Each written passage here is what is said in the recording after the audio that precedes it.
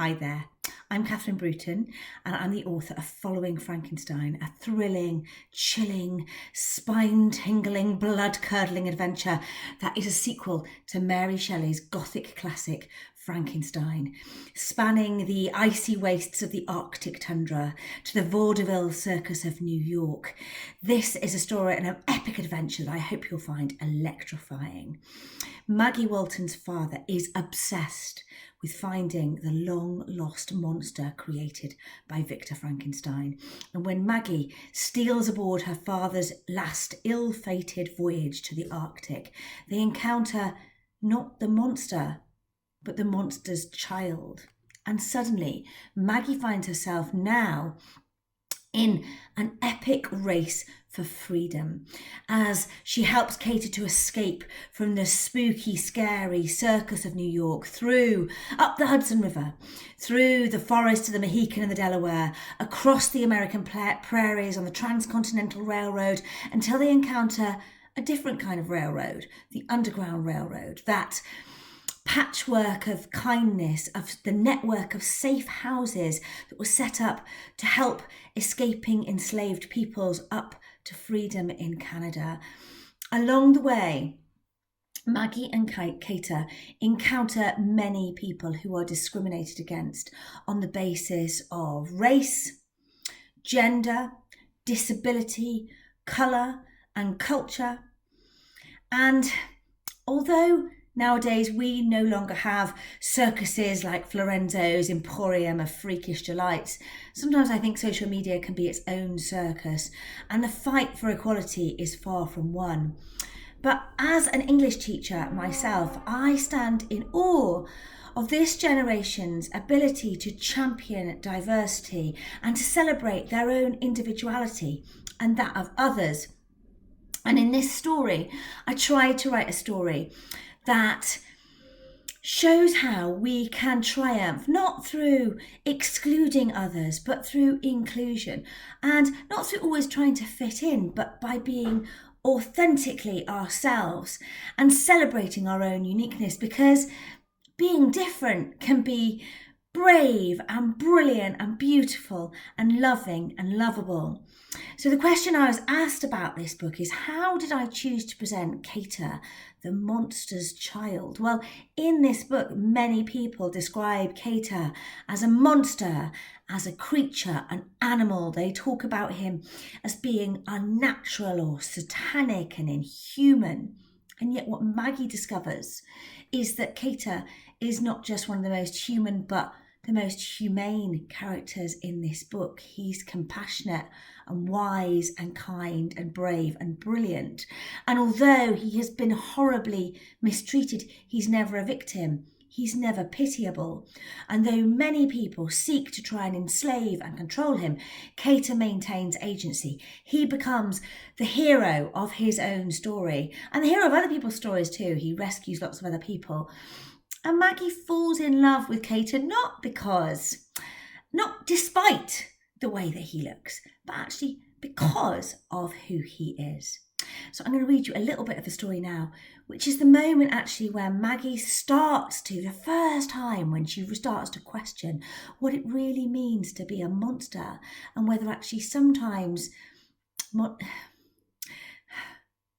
maybe the real monsters in this world are mankind, and that what makes people monstrous is the way that we treat them. Because the first time I read Frankenstein, the image I remember most was of I was read to it when I was 9 years old by my teacher in year 5.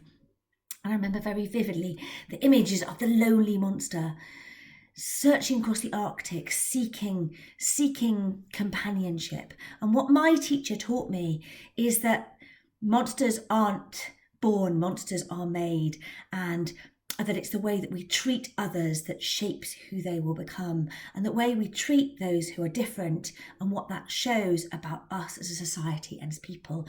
And that's very much what I hope that young readers will take from this book, which I hope champions diversity and celebrates difference and tolerance. But it's also an amazing adventure, which I hope will keep you turning the pages till the final electrifying page. So I'm going to read you a section now, which is where Maggie first meets Kater and the first moment when she perhaps starts to question what it means to be a monster. my glasses on. I inserted my key into the lock. The sick thing emitted an anguished shiver. I felt the giant door give way, and I steeled myself to enter, recalling the tales I'd heard from the hunting party of the creature's terrifying strength and monstrosity.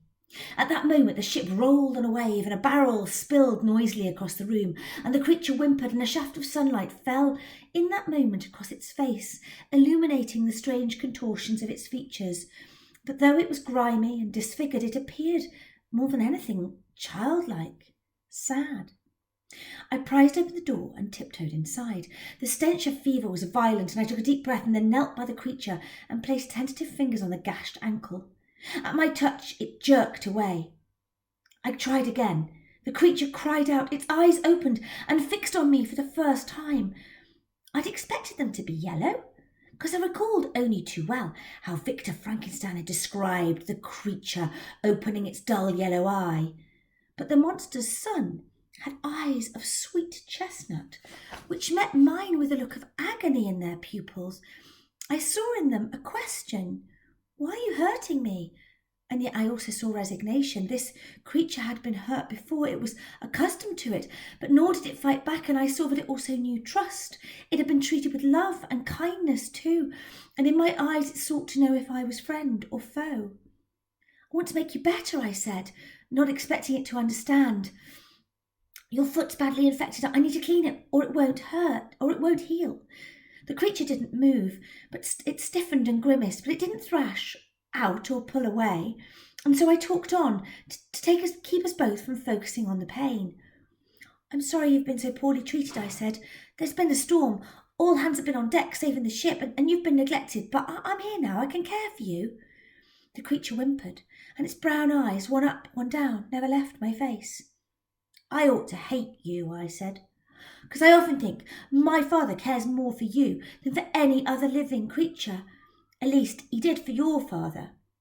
At the word father, the creature's expression changed, and I felt as if it mirrored the sorrow in my own mind as I thought of my own dad, locked in his cabin, caught in the realm of impossible dreams. But you didn't choose your father any more than I chose mine, I said, and you must be frightened, not knowing where we're going. Frightened. The word came from the boy's mouth, 2 perfectly formed syllables. I stared at him in astonishment. You understand? Understand, said the boy creature. His voice was cracked and dry, and the words were clearly painful to pronounce. You speak English! Speak English. Was he just copying me, like a parrot, or did he really understand? I'm Maggie, I said. What's your name? There was a pause. The boy's lips were chapped, his tongue was dry, but he managed to croak. Do you not know? I almost laughed out loud in wonder. This thing, this monster, this aberration, as they called him, this boy, could speak in my own tongue, and yet he didn't know his own name. Well, you must have a name, I said. Everyone's got a name.